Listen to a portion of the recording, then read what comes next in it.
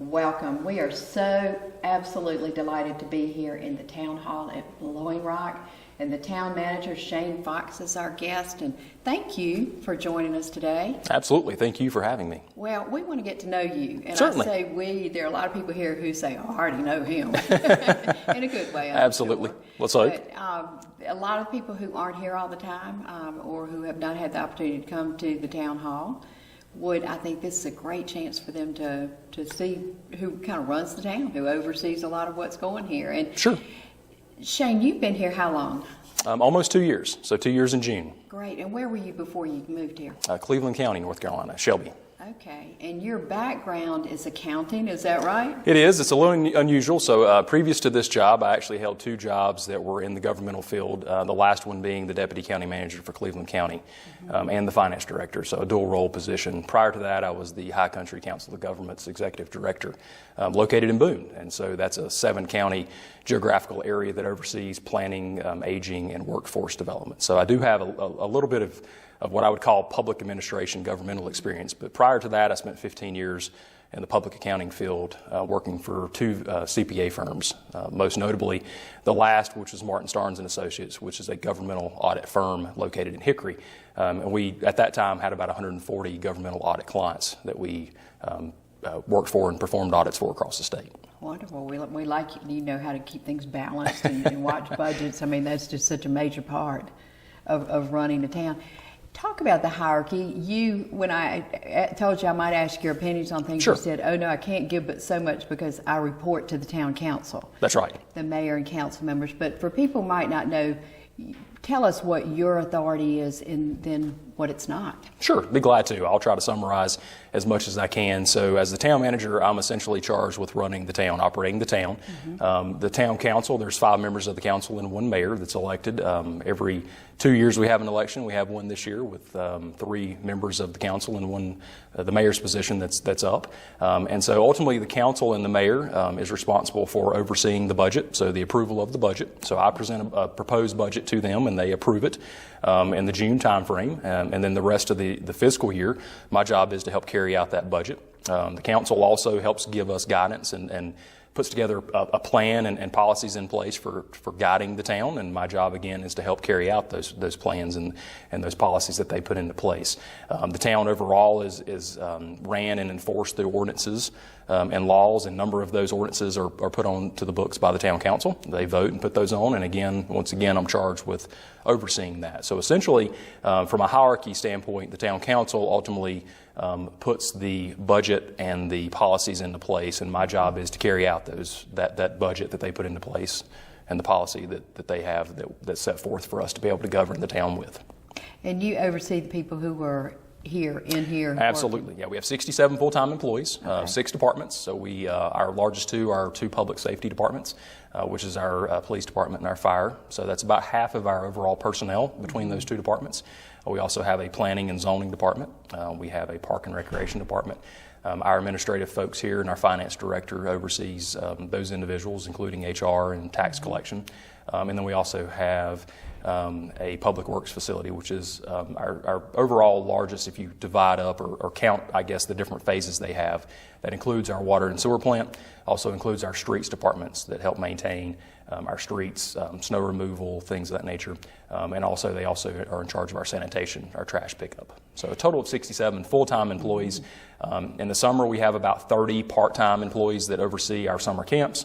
They oversee a number of our children's programs, and that's, like I said, that's about 30 individuals, I guess, in total. So at any given point, it's between 70 and 100 employees that I oversee. Thank you for joining us. We are in the town council building for the town of Blowing Rock, and we are speaking to a council member today, David Harwood. David, thank you for being here, and this is your first term on the town council, isn't it? It is. Thanks for having me. I'm really looking forward to this. Well, thank you. Well, it's always fun to get to know our elected officials, and first off, thank you for your service. I mean, I have run for office, and it is public service, and it's called that for a real reason, isn't it? It is, but it's a real honor too. You know, I take it very seriously, and it is a responsibility that I feel like I'm really honored to have. Well, you served on the planning board previously, and was there another board you served on too, or primarily planning? Prior to planning board, I was on the Board of Adjustments. Okay. Which was good training for going on the town council, right? It is. Board of Adjustment historically in Blowing Rock doesn't meet as much, but here lately it's met quite a bit. So my interaction slowly kind of grew. Board of Adjustments first, and then Planning Board has a monthly meeting usually, and I feel like that's really where I cut my teeth in town government. Mm-hmm. It's such a good training ground for what I'm doing now. And you're an architect by profession, correct? That's correct. So that would be good educational background too for this. I'm kind of a code nerd, so mm-hmm. I really enjoy digging into town ordinances, building codes, mm-hmm. things of that nature, and it just comes naturally. So that's been a really good tool to have, a really good arrow in my quiver, if you will, mm-hmm. When it comes to town council. And so why did you want to be on the town council?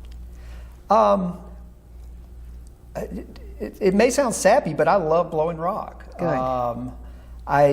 I really enjoy living here. We made a very conscious decision to move here, and it just felt like something I should do. There's a history of town governance in my family. In my hometown, my dad was a town commissioner. My grandfather was. My aunt is the current mayor of Baden, North Carolina. So I kind of grew up in that sense of servitude, maybe, mm-hmm. And I just love Blowing Rock, and it's kind of my way to give back. Well, good. Well, thank you. Role models do make a difference, though. If one sees a family member doing something, it's kind of gets in your blood that's what we do. That probably has something to do with it. Well, good. One of the things I want to ask you, if somebody is thinking about Blowing Rock to either buy a second home here, to move here permanently, tell them describe Blowing Rock. What is Blowing Rock to you, David? In a word, idyllic. I think that it's just, I really enjoy the sense of community that Blowing Rock has. It's a slower pace, but it can be as busy as you want it to be too. I think it might be slower if I was retired, but we moved here primarily because we came from small towns, my wife and I did. Mm-hmm. And we wanted to raise our two daughters in a small town environment. We really enjoyed that upbringing. And combined with the natural beauty that Blowing Rock has, the excellent school system that Watauga County has, mm-hmm. we felt this was a really natural fit.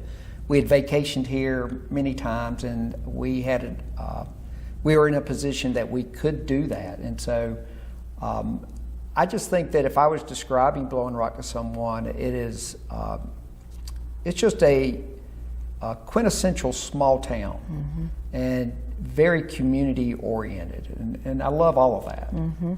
The proximity to Boone with ASU has provided a lot of amenities for a short drive too, which has been beneficial to Blowing Rock, hasn't it? Yes, I think that it would be a lot more.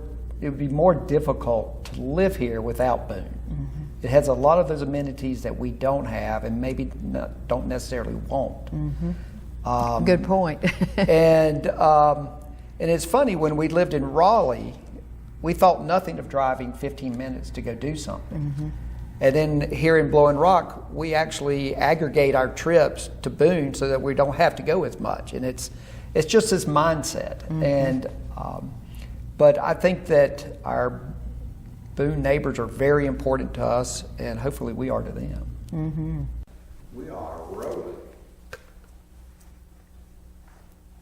Thank you for joining us. We are really happy that Virginia Powell, who is a first-term member of the Blowing Rock Town Council, is our guest, and thank you for coming today.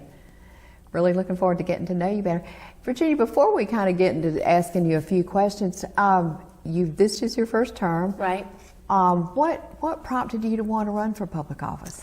Well, I had people in the community ask me to run. They were interested in hearing from someone that had a family, and having a council member that has young children be a part of the town voice. Just another perspective. And so I'd been in politics before we moved here, on the school board in the city of Tuscaloosa, Alabama. And so I kind of knew what I was in for, and I love this town, and I was excited to serve and help. So that's how I got into it. And how long have you been in Blowing Rock? How long have you lived here? I think it's 14 years now, 2007 that we moved up here. We were struggling with our children's education in Alabama, and that's why I was on the school board. And my husband is a professor, and he found he's a lifelong learner, some sort of article or whatever, and he said, Virginia, what about ASU? What about, because we were at a point where we needed to move. And I'm from North Carolina, and we were in his hometown, and I was like, great, let's go check it out. And so we came up here, and of course at that time when I was on the school board, I knew how to look at all the graphics and numbers and see how they were doing. And it's a big secret, or maybe we shouldn't share, but Watauga County and Blowing Rock are some of the finest schools in our state. And so we rushed up here and interviewed, and it was a snowy day in April. And my father-in-law told us, why don't you go check out Blowing Rock? Well, I'm from eastern North Carolina. I'd never heard of Blowing Rock because we come 421 into Boone. I mean, right? We didn't drive this way, so I'd never heard of Blowing Rock. And he had stayed and some friends had stayed at the Gideon Ridge Inn. And he said, oh, you're going to love it, Virginia. And so the snow is falling down, and we drive into town, into Main Street, and I fell in love. I was done. Were your kids with you? Did they love our the snow? littlest one was with us, Genevieve. So she, so she was about 1.5 or 2 was with us, and the big kids stayed home with their grandma and grandpa. But yeah, and I grew up in a real small town in Mount Olive, North Carolina, eastern North Carolina, and we had it was Center Street with a railroad in the middle of it, but it looked like home. It looked like what I knew, and with the snow, it was like a storybook. And our main concern was the kids, the K through 12 education. And so we went straight to to Blowing Rock and talked to the principal, to Patrick Succo, who's still the same principal. Good. And we were done. It's safe. It's, the heart of the town is a park. And our school is here in the middle of town. I mean, we're subliminally telling everybody that we love children, and I can attest that that's true. And it's a wonderful place for them to grow up. So we've bought our cemetery plots. We're done. Thank you for joining us. We are delighted to have the mayor of Blowing Rock, Charlie Sellers. We're in Town Hall, right in front of where you normally are presiding over council meetings. And thank you for being our guest today. We really want to help people watching know more about our wonderful town, and who better than kind of the chief ambassador for the town than the mayor. So, Charlie, why did you decide to run for mayor? Well, if you'd asked me 20 years ago if I had any aspirations to get into politics, I would have said no.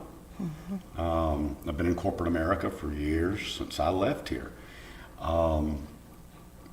I still have family here. My grandfather was mayor for 18, 20 years off and on in the late 20s, 30s, I think in 40s, 50s. And I just felt like that I needed to repay the little town that I grew up in for the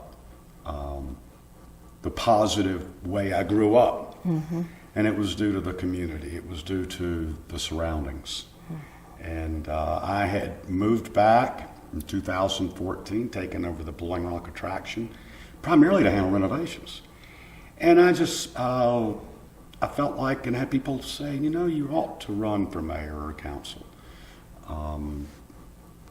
And so I decided if I can make a change and build on what the past mayors had done, not necessarily couldn't fill their shoes, but I could follow in their footsteps and hopefully enhance what they had done.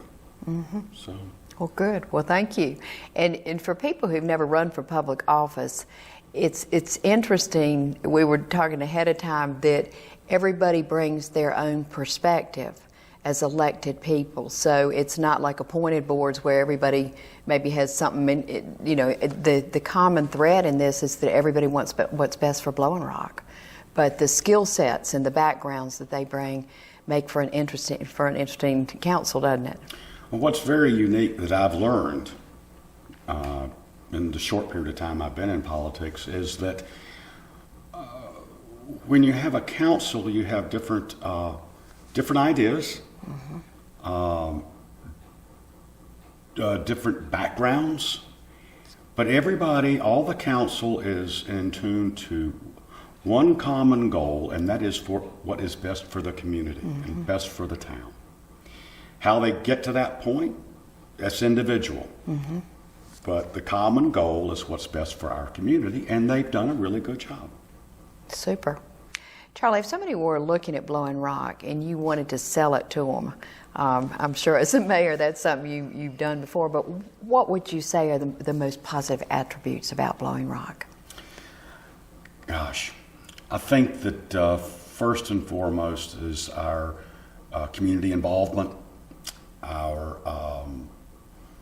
the goal of the citizens, and I say citizens, I'm not speaking of voters, I'm speaking of people that own property here, people that don't own property here but own businesses here.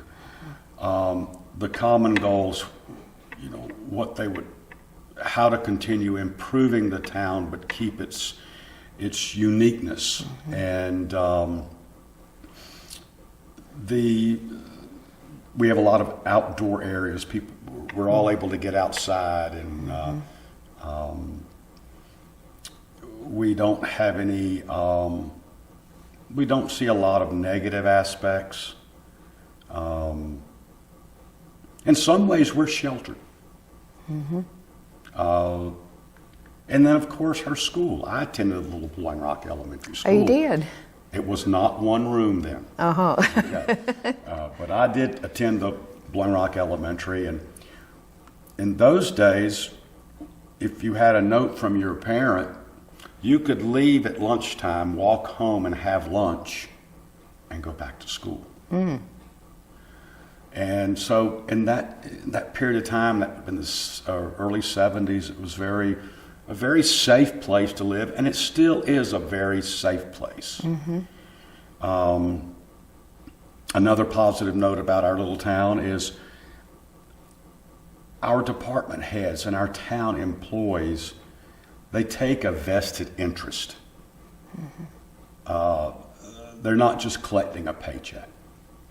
They take an interest in our community.